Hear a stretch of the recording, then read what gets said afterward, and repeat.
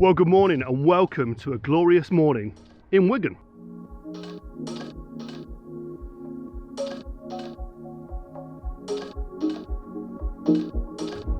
So I've returned to a location this morning called the Ferry Glen in Wigan. I've done a couple of vlogs from here.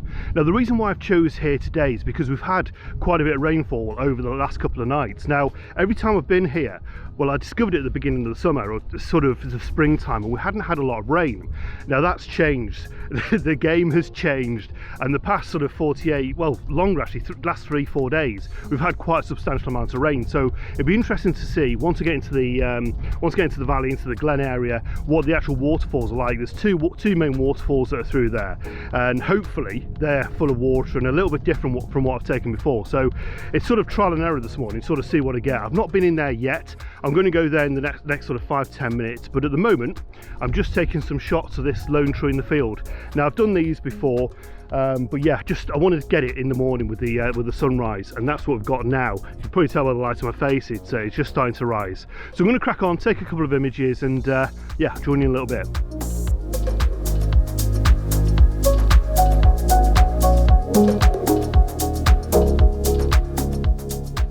So I'm currently working on a couple of shots now. Now I'm sticking to a similar composition, and I'm sort of toying between f8 and f22.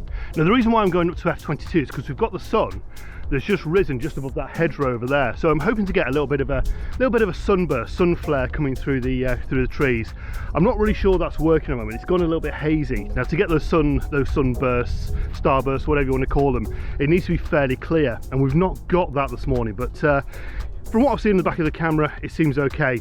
So I'm currently bracketing the shots as well, so a sort of stop each way, so underexposed, normal exposure, then overexposed, just to make sure that I've got everything right. Now I tend not to, whenever I bracket shots, I tend never to actually HDR them. I tend never to blend them together. The middle shot, or the underexposed image, always seems to be okay. So I'm hoping that will be the same this morning. Now what I'm actually thinking of, looking at this tree, because there's no leaves on it, it's obviously we're in November now, because we've got no leaves on it, it's a beautiful silhouette, certainly with the sun in the background. So yeah, hoping to get the tree silhouetted, and yeah, the sunrise in the background. So we'll see what they look like now.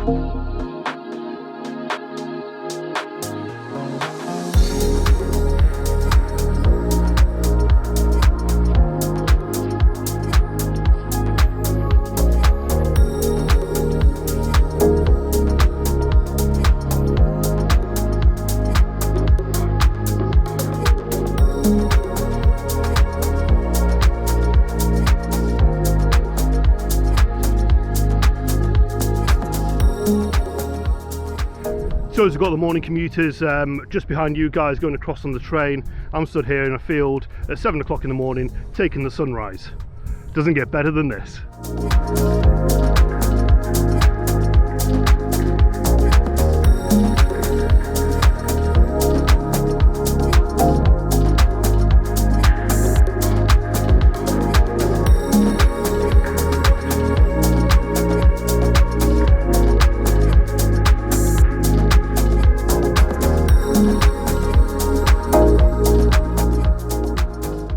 So for these images, I'm using the Nikon D850 with the 14 to 24mm on the front. So the eagle-eyed viewer would have noticed this ruddy great fence post here. It's a disused fence post that it's probably been here years and years, but yeah, that's right in the image. So Photoshop.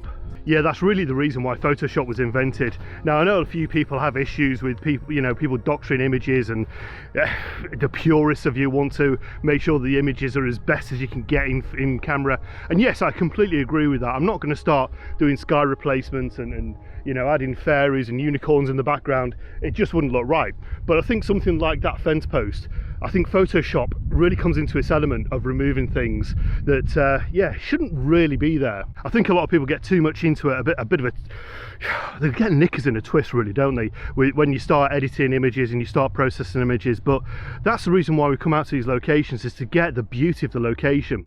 If I was just to put the images from what I've taken without processing them, they'd look completely awful, because I'm shooting in raw, and that's the whole idea. I don't understand this whole mindset of you're not a pure photographer if you edit and process your images. For me, it's a load of... So the weather forecast this morning was sunny and cloudy. We've certainly got that now. I've got this really great big dirty cloud just going over the sun. That's quite large, and I think it's going to be there for a while. Now this afternoon I think we've got storms coming, because it's forecast, so I think there's a weather warning out for high winds. So I'm going to yeah, sort of wrap up here as quickly as I can. So I'm going to head down to the glen now.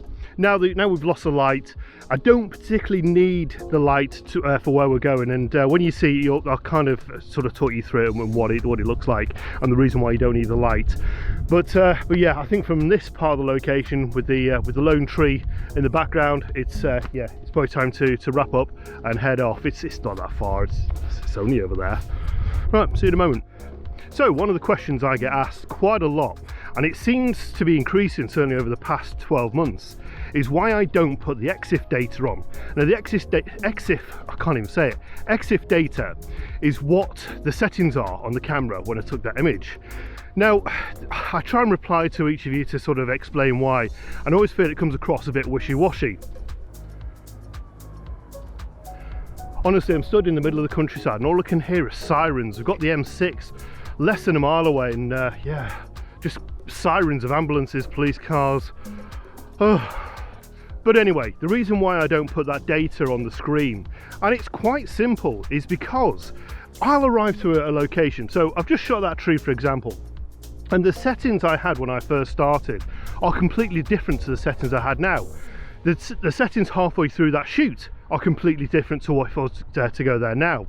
And it all depends on your camera, it depends on your lenses, it depends on what sort of style of look you're actually looking for.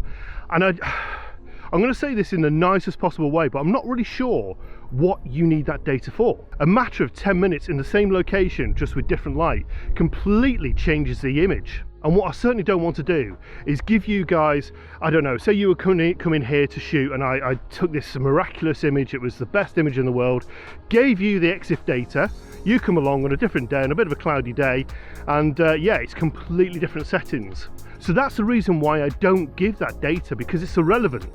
If you want to know how I've taken a particular image, then fine, just ask. I don't hold any secrets, and I cannot stand these photographers and YouTubers that hold all the locations secret, their settings secret. No, I'm certainly not doing that. If you need to know, ask, but I'm not going to start putting the data on the images. I just don't see the point to it.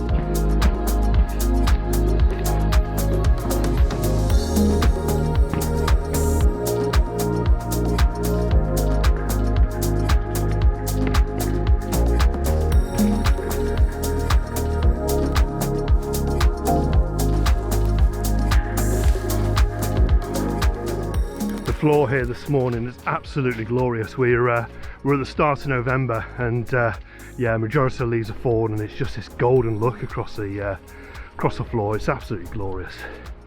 You've got to love autumn.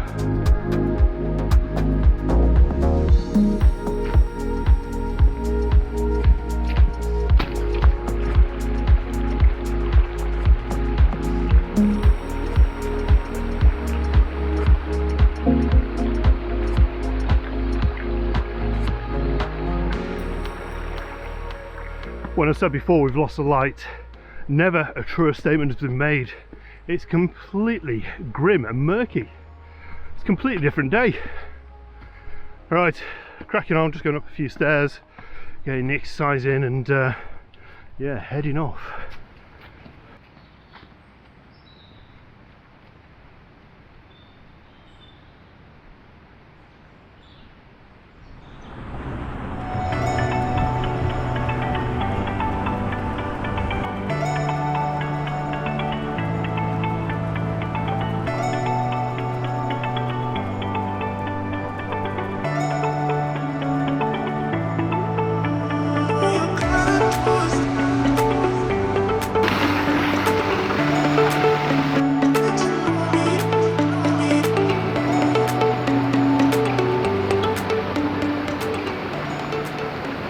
hope you can hear me with the noise of rushing water. I'll raise my voice a little bit.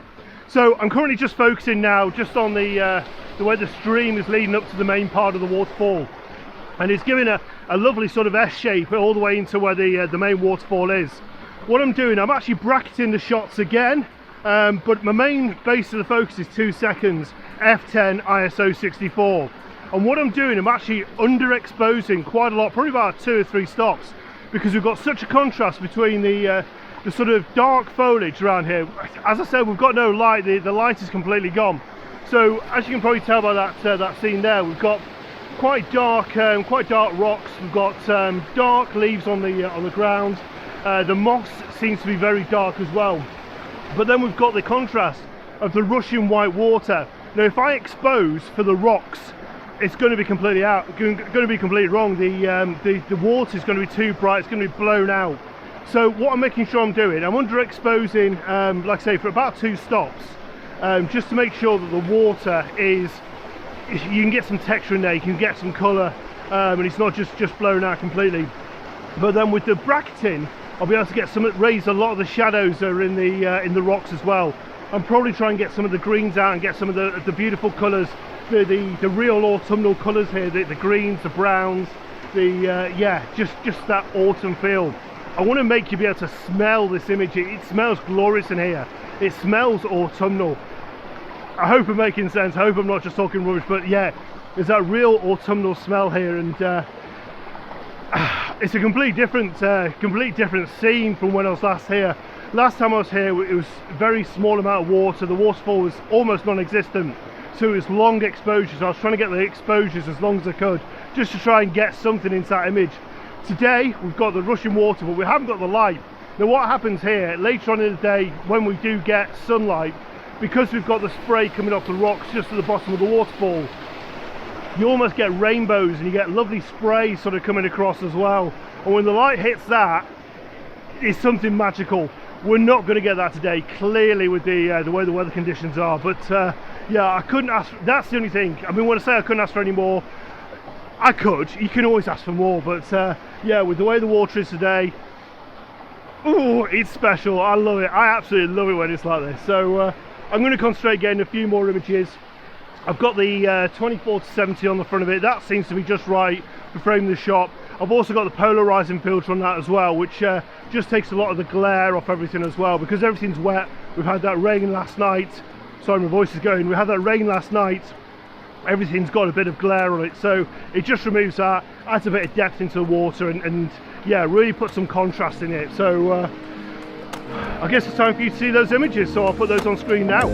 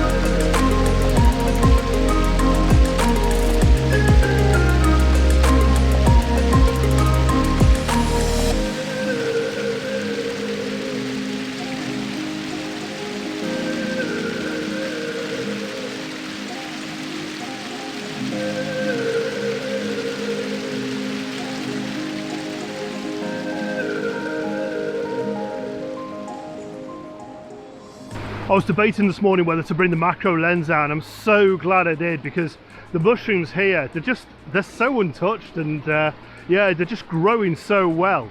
Yeah, I've just taken a couple of macro shots, spent the last 20 minutes setting up.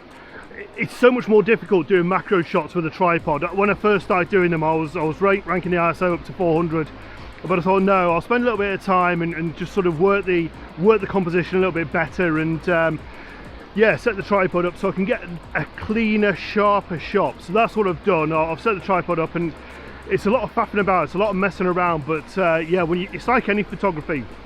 When you actually sort of get your mindset right and actually start to build a composition, actually start to make an image, actually start to create an image, then it's much more rewarding than just ISO up, f-stop right down and click, click, click, click, click. No, tripod seems to have worked this time, and yeah, hopefully I've got a few nice macro shots of these mushrooms. I'll put them on screen now, see what you think.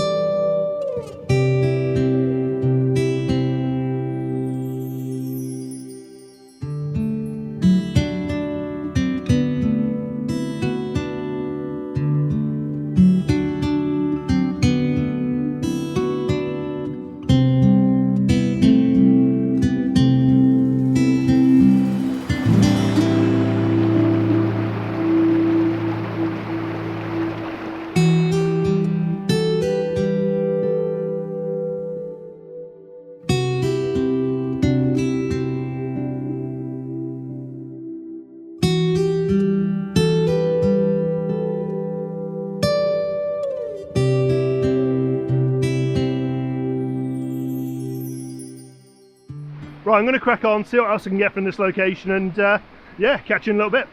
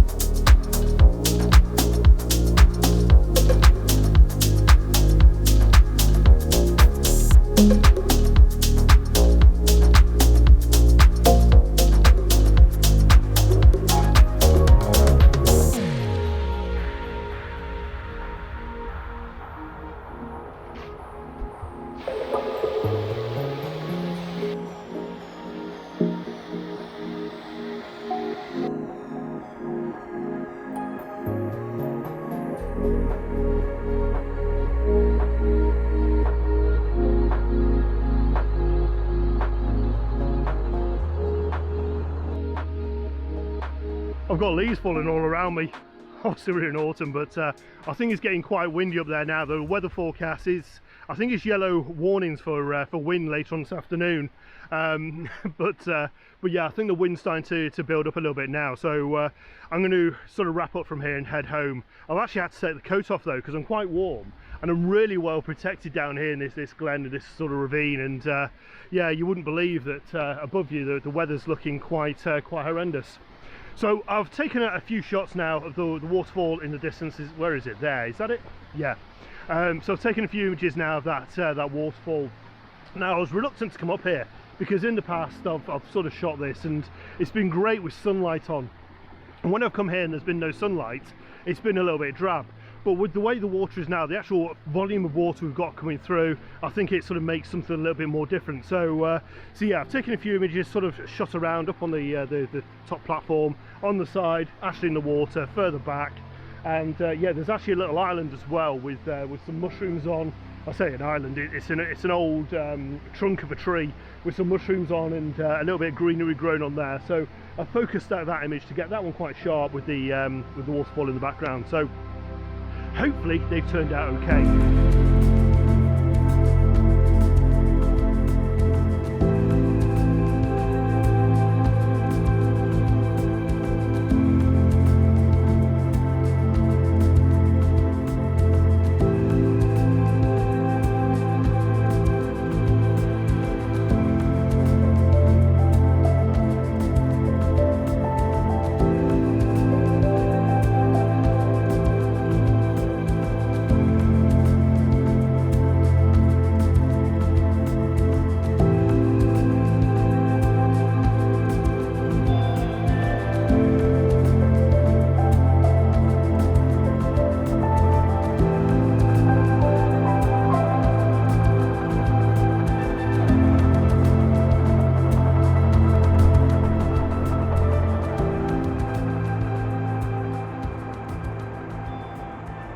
Probably time to wrap up from here. I've had an absolute glorious morning. It's only about 11 o'clock now, so I've still got the rest of the day. So I'm going to jump in the car, which I've parked over there somewhere.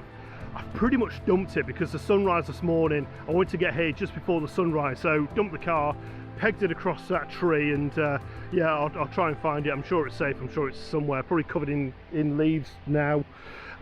But anyway, it's probably time to finish from here. Now, as I said in my last vlog in the St Nextons Glen, it's all about glens, isn't it?